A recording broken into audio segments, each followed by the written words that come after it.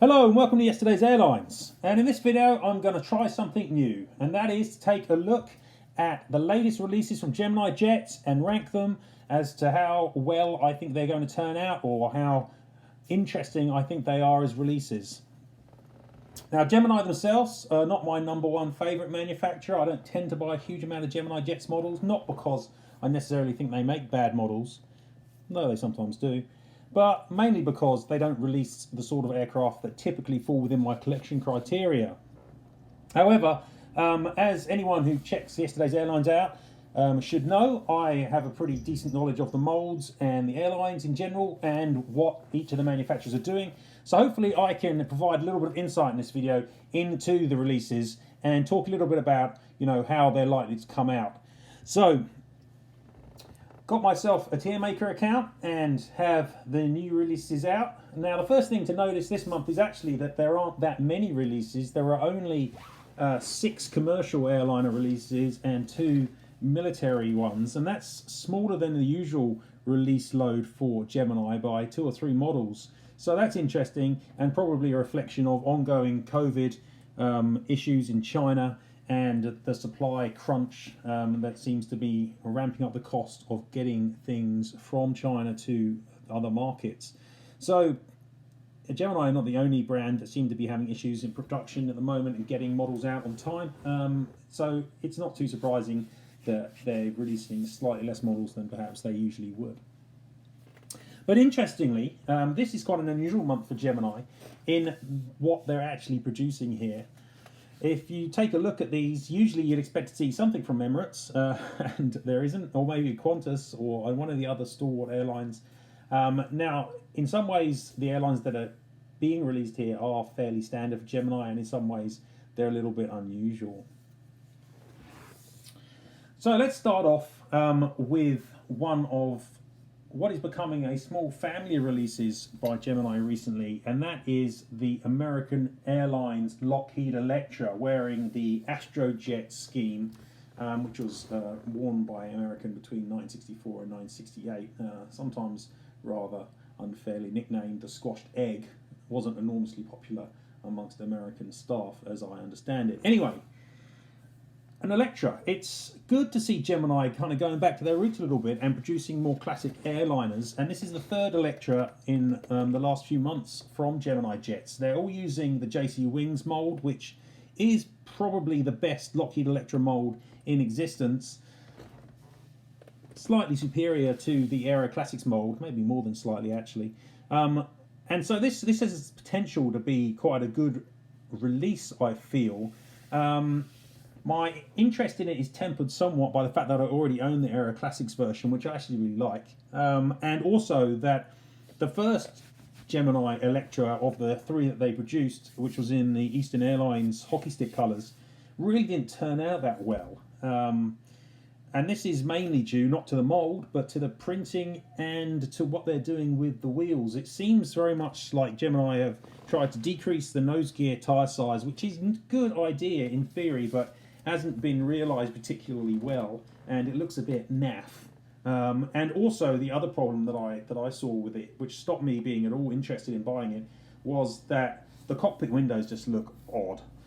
So even though it's got a good mould, I get the feeling that this American Airlines release is going to continue to suffer from the same issues that first Eastern one did.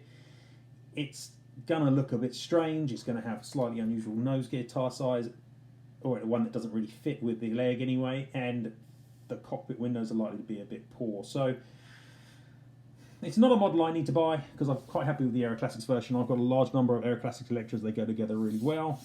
If you're going to buy it, just keep an eye out on what's going on the nose, cockpit windows, and that nose gear tyre. Where would I put it? I'd say that it's probably hovering around the gas guzzler area, but at the same time, I think maybe we'll slip it up into workhorse. It's a fairly decent standard model. Hopefully they can improve the printing around the cockpit. No, I bet they won't. And it's good to see Gemini releasing some classics, so I'll slip that one into workhorse. It's not a dreadful model. It's certainly quite a cool release for Gemini to put out. It's just a shame they're likely to bodge it.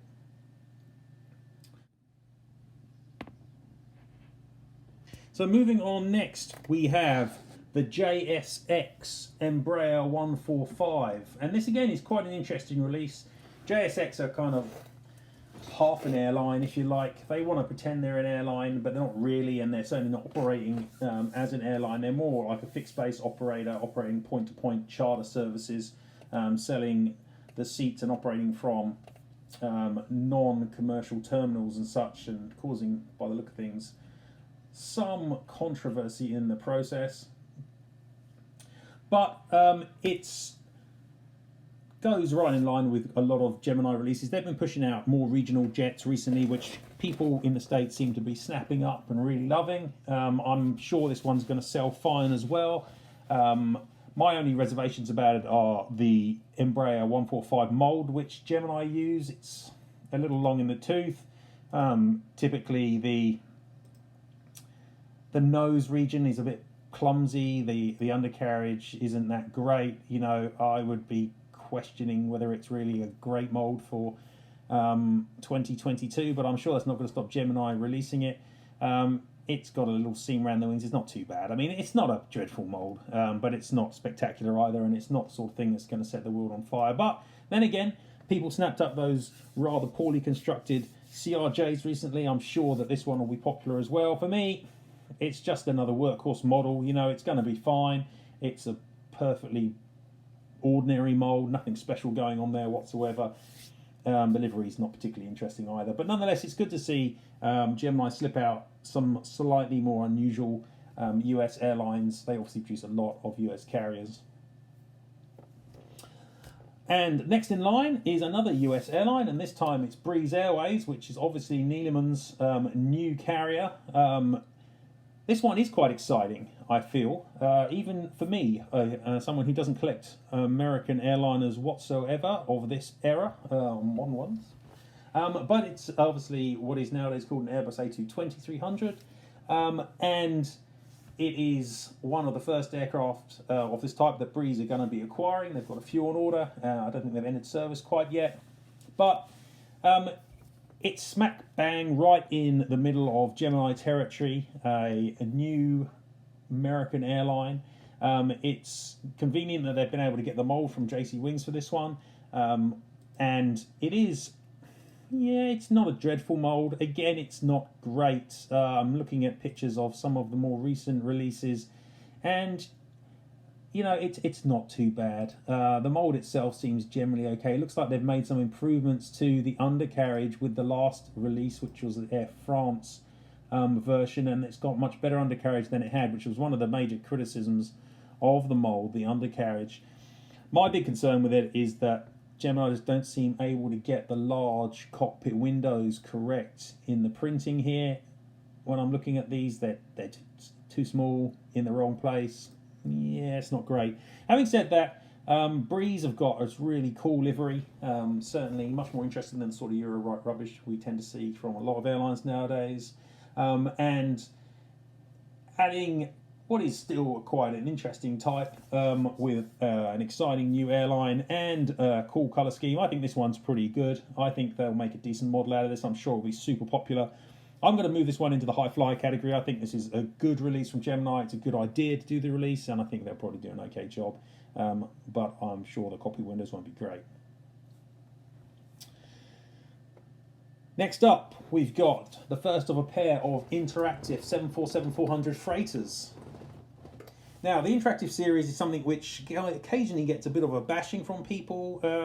They say, oh, you know, we don't like it, you know, the seams, you can see clearly between the cargo doors and the body when they're closed. And to those people, I say, what the hell are you displaying the model with the cargo doors closed for? I mean, I would probably be reasonably happy for them just to produce these models with the open cargo doors and not worry about the closed state, to be quite honest. Obviously, I wouldn't recommend probably buying these if you're going to display them with all the components closed up. It just seems pointless. I'm really pleased to be seeing jcwings produce a 747-400 freighter version of their interactive mold. It's obviously going to replace the older seamed 747-400 freighter version, so that's good because that was getting a bit long in the tooth. Certainly this new mold looks really nice, and I really like the interactive aspect of it. Now, China Southern itself, yeah, it's not the most exciting airline in the universe. Having said that, it's one that I do collect, and it is one of the few Chinese airlines that Gemini make regularly. The other one is Air China. So if you're going to get China Southern or Air China, jcwings tend to not make many of those. They tend to fall into the Gemini Jets area of expertise. They must have some kind of deal with both China Southern and Air China. And the China Southern scheme is pretty nice. It's a classic scheme, still got a cheat line. I really like it. I think this is going to be an excellent model. I'm really looking forward to this one, which I don't get to say very often about Gemini releases. So for me, this one's slapping right up into the top, into the supersonic category. It's going to be a cool mold with some really cool features. It's an airline that I'm really interested in and collect. I think it's going to look really good. So well done, Gemini. I'd say this one is a winner, at least for me. The second interactive 747 that we've got coming along is the Polar Air 747-400. So, say all the same things about the mold. I think it's going to be a winner. I really like the interactive features. However, Polar Air is not as interesting for me, not the one that I would collect, and the livery is a bit boring. But it's still going to be a good model, and I'm going to move this one into the high flyer category because it's a great mold. It's a new area. It's good to see Gemini trying new things and leveraging the capability that jcwings have got to produce new molds for them, and really good on high quality molds. So I think they're onto a winner, and moving in an area which is unique and different, something that none of the competition are doing. So for me, you know, this is the sort of thing that I would like to see more of from Gemini, and I can only congratulate them, I guess, for producing models like this. I think they'll do a good job. So for the Polar Air Cargo 747-400 interactive series, for me, that's a high flyer. Okay, now last up of the commercial airliners is a National Airlines 727-200 wearing the Sun King scheme, which is actually called Instant Florida, or was called Instant Florida, though nobody remembers that name. And the aircraft is named Virginia. It's got one of the Fly Me names on it as well. Now, I love this scheme. I love National Airlines. It's slap bang right in the middle of my collection criteria. I do have a National 727-200, an old Gemini one, which has got a white bottom, similar scheme, but not quite exactly the same. I noticed also that Gemini released this exact same model in 200 scale not long ago.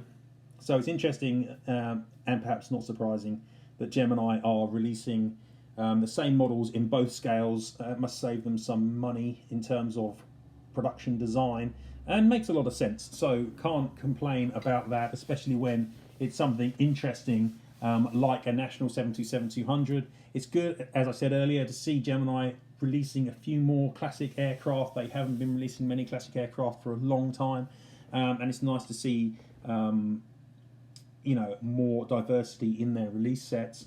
I think this is going to be an excellent release. Their 727-200 mold is kind of an update to their original 727-200. It's been slightly updated by jcwings over the years, and they released an American Airlines version on it not too many moons ago, which turned out quite nice. Now, the mold still isn't perfect, and in detail, you could argue that it's inferior to the Aero Classics version, though I know lots of people wouldn't. But it's a good mold, basically. It's not a perfect 727-200 by any means, but almost nobody makes 727s anymore aside from AC, and this mold is perfectly good. So I get the feeling this will turn out to be a really nice model. It should have a nice chrome belly, and yeah, up there in the supersonic area for me.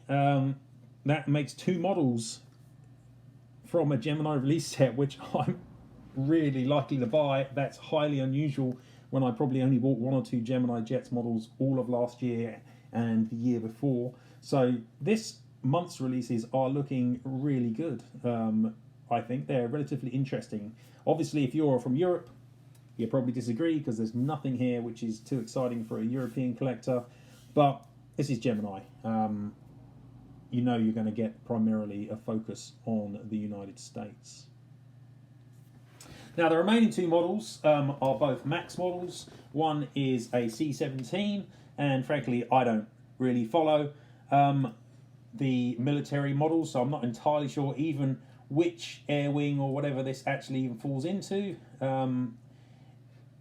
It's, you know, it's going to be fine, isn't it? Gemini make a good C-17 mould, and let's face it, there's barely any kind of livery detailing required on a US Air Force C-17 anyway, just a small tail logo and a bit of titling at the front, a couple of crests on the side. I'm sure it'll be fine. For me, it's, you know, really boring, but then again, I guess I'm not a military aircraft collector, so this one's going to go straight in the workhorse area for me. I think it's going to be a perfectly decent model, but it isn't exciting, to be honest, is it? And it probably wouldn't be a lot of effort to customize any of these US Air Force C-17s into another one, frankly. Okay, so the last up, we've got another US Air Force aircraft. This one's a KC-135. Yet again, the colours aren't exactly exciting, and I'm not entirely sure what the colours represent here. It looks like Maine, judging by the tail here, Maine Air National Guard. Yeah, I mean, again, the livery's not exciting, though. It's got quite a nice splashy green on the tail. My big issue with these KC-135s is simply the mould.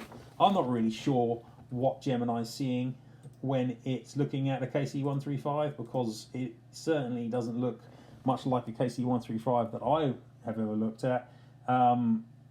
Really, Gemini, does that look like a 135? Yeah, I'm not really sure it does, to be honest. My big issue's at the nose, frankly. There's just not really doing it for me at the nose at all. They've got this weird upturned nose going on. I just don't like it. It's kind of not looking like a 707. I know that 135 isn't a 707 in terms of being you know, in the same fuselage width, and it's more like what the Boeing was going to call the original 717. But even so, the nose should look more like a 707, and in these versions it just looks weird. It's all got this turned up. It's kind of it just doesn't look like the classic Boeing nose should look like. So for me, this one's not going to be hitting the mark. I get the feeling that it's going to be, yeah, fine if you're a collector of these American military aircraft. But fundamentally, even though there's some nice detailing and they've got the refueling tube and everything on there nicely done, I get the feeling that, yeah, from just that nose perspective, really puts me off. So yeah, it's not doing it for me. So I'm going to slip this one down into gas guzzler territory, because I just can't be doing that nose on that mould. Okay guys, so that's a quick look around the latest Gemini Jets releases. It'd be interesting to know what you guys think and what you think is going to be the bestseller. I get the feeling that most people watching this video are probably going to be super excited about the regional jets, and probably less excited than I am about the National 727 and the China Southern 74. But, you know, if you've got different views, or you agree with me or you disagree, you know, leave a comment, obviously, and let's see what you think. Hopefully I'll do some more of these sort of videos. This one's a bit of a test run, so maybe I'll start doing some more of these for jcwings and Aero Classics and ngmodels as well. And, you know, if people think they're popular, I'll carry on doing them. If people don't, then obviously I won't. But nonetheless, it's, for me, May 2022 is a pretty good month for Gemini Jets. Even though there are less models, they're quite an interesting set. And maybe not geographically, but across the types, you know, you've got 1960s Electras all the way up to ultra-modern Airbus A220s. So for me, I think Gemini have done a good job here picking a diverse set of models and airlines, though maybe not admittedly from a geographic basis. So well done, Gemini. I think this is one of your better months in a long time. And that's it from me. So thanks very much for watching, guys. See you next time at Yesterday's Airlines.